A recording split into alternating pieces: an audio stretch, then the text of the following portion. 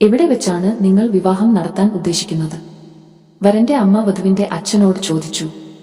അടുത്തുള്ള ഒരു കല്യാണ മണ്ഡപത്തിന്റെ പേര് ദാമോദരൻ പറഞ്ഞു. അയ്യേ, അത് മോശം കല്യാണ മണ്ഡപമാണ്. കുറച്ചുകൂടി അകലെയുള്ള ഒരു കല്യാണ മണ്ഡപത്തിന്റെ പേര് ലക്ഷ്മിക്കുട്ടിയമ്മ പറഞ്ഞു. അതാണ് ഞങ്ങൾക്കും വരാൻ സൗകര്യം. ദാമോദരൻ ഞെട്ടി. അവിടെ 1,00,000 രൂപ ആണ് ചാർജ്. തങ്ങൾ കണ്ടുവച്ചതിന് 40,000 രൂപ ആണ്. അവിടെ ആണെങ്കിൽ മാത്രമേ വിവാഹം നടക്കുകയുള്ളൂ. ചെറുക്കന്റെ വീട്ടുകാർ അല്പം കടുപ്പത്തിലുള്ളവർ ആണ് എന്ന് തോന്നുന്നു. ബ്രോക്കർ പറഞ്ഞിരുന്നു ചെറുക്കന്റെ വീട്ടുകാർക്ക് ഡിമാൻഡ് ഒന്നുമില്ല എന്ന്. പക്ഷേ ഇനി വിവാഹം കഴിഞ്ഞാൽ പ്രശ്നമാകുമോ? നിങ്ങളുടെ ഡിമാൻഡ് എന്താണ്? ഏതായാലും നേരിട്ട് ചോദിക്കാൻ തന്നെ അയാൾ തീരുമാനിച്ചു. ഞങ്ങൾക്ക് ഒരു ഡിമാൻഡുമില്ല, ലക്ഷ്മിക്കുട്ടിയമ്മ ആവർത്തിച്ചു. പിന്നെ മകൾക്ക് 101 പവൻ കൊടുത്താണ് ഇറക്കി വിട്ടത്. അവരൊന്നും ആവശ്യപ്പെട്ടിരുന്നില്ല, അത് ഞങ്ങൾ ഞങ്ങളുടെ മകൾക്ക് അണിയിച്ചതാണ്. അവർ കൂട്ടിച്ചേർത്തു. സൽസ്വഭാവിയായ പയ്യൻ, സർക്കാർ ജോലിക്കാരൻ, ഇനി ഇതുപോലെ ഒരു ആലോചന ഒത്തുവരുമോ? ദാമോദരൻ ആലോചിച്ചു. കിഴക്കേ വശത്തെ 2 ഏക്കർ ഭൂമി കിടപ്പുണ്ട്. അത് വിറ്റിട്ട് ഈ ആലോചന നടത്താം. അയാൾ കണക്ക് കൂട്ടി. എന്തായാലും അവർ 101 അല്ലെങ്കിലും 80 പവൻ സ്വർണം കൊടുത്തു ശാരിയുടെ വിവാഹം നടത്തി.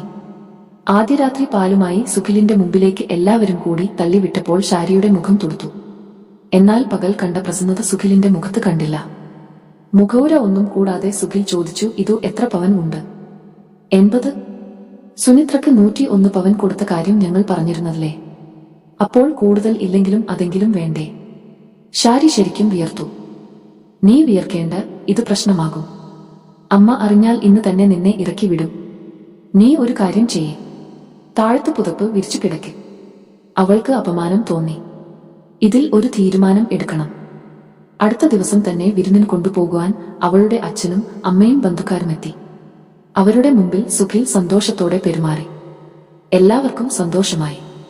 സ്വന്തം വീട്ടിലേക്ക് ചെന്നപ്പോൾ ശാരിക്ക് ഉറക്കെ ഒന്ന് കരയണമെന്ന് തോന്നി. മകളുടെ മുഖം കണ്ട് ദേവിക, എന്താ നിനക്ക് പറ്റിയത് എന്ന് ചോദിച്ചു. അവൾ അമ്മയുടെ തോളിലേക്ക് ചാഞ്ഞു പറഞ്ഞു, ഞാൻ ഇനി അങ്ങോട്ട് പോകുന്നില്ല.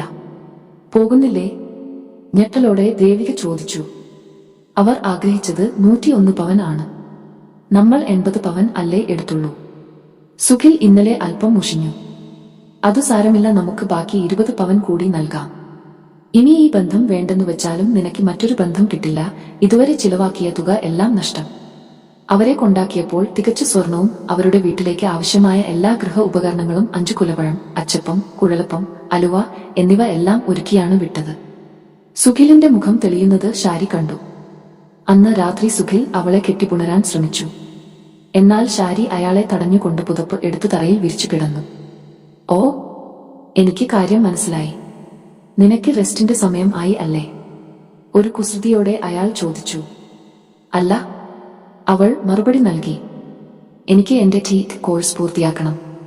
അതിനിടയിൽ കുഞ്ഞുങ്ങൾ ഉണ്ടായാൽ പഠനം നിലക്കും. അതിനെന്താ, നമുക്ക് പ്രതിരോധ മാർഗങ്ങൾ നോക്കാം. എന്തായാലും കുറച്ചു നാളുകൾ കൂടി ക്ഷമിക്കേ, അവൾ പറഞ്ഞു. അപ്രിയത്തോടെ അയാൾ കിടന്നു. അവൾ പഠനം തുടർന്നു. നല്ല മാർക്കോടെ തന്നെ അവൾ പാസ്സായി. അടുത്തുള്ള എയ്ഡ് സ്കൂളിൽ +2 ടീച്ചറുടെ വേക്കൻസി ഉണ്ടെന്നു അറിഞ്ഞു. 50 ലക്ഷം രൂപ ആണ് അവർ ആവശ്യപ്പെടുന്നത്. നിനക്ക് എന്തിനാ ഇപ്പോൾ ജോലി? എനിക്ക് ജോലി ഉണ്ടല്ലോ, സുഖിൽ ചോദിച്ചു. നിന്റെ ജോലിയും കൂലിയും നിന്റെ സ്വന്തം. എനിക്ക് ജോലി ഉണ്ടെങ്കിൽ മാത്രമേ എനിക്ക് കൂലി കിട്ടൂ. അതിന് എവിടുന്നാണ് ഇത്രയും തുക? അതു എന്റെ സ്വർണം വിറ്റ് ഞാൻ കണ്ടെത്തിക്കോളാം. നിന്റെ സ്വർണമോ? അതു എനിക്ക് കൂടി ആവശ്യപ്പെട്ടതാണ്. അതിന് നമ്മൾ ഒരുമിച്ച് ജീവിക്കുന്നെങ്കിൽ മാത്രമല്ലേ അത് നിന്റേത് കൂടി ആകുന്നുള്ളൂ. ഞാൻ ഇനി നിന്നോടൊപ്പം ജീവിക്കാൻ ആഗ്രഹിക്കുന്നില്ല. അപ്പോൾ നിന്റെ പഠനത്തിന് വേണ്ടി ചിലവാക്കിയ കാശ് അതു അടുക്കള കാണാൻ വന്ന വകയിൽ കൂട്ടിക്കോളൂ. അവൾ തന്റെ വസ്ത്രവും എടുത്ത് പടിയിറങ്ങി. എന്തുകൊണ്ടാണ് നിങ്ങൾ പിരിയാൻ ആഗ്രഹിക്കുന്നത്? കുടുംബ കോടതിയിൽ ജഡ്ജി അവളോട് ചോദിച്ചു. ഒരു ഷണ്ടനായ ഒരാളോടൊപ്പം ജീവിക്കാൻ എനിക്ക് താല്പര്യം ഇല്ല.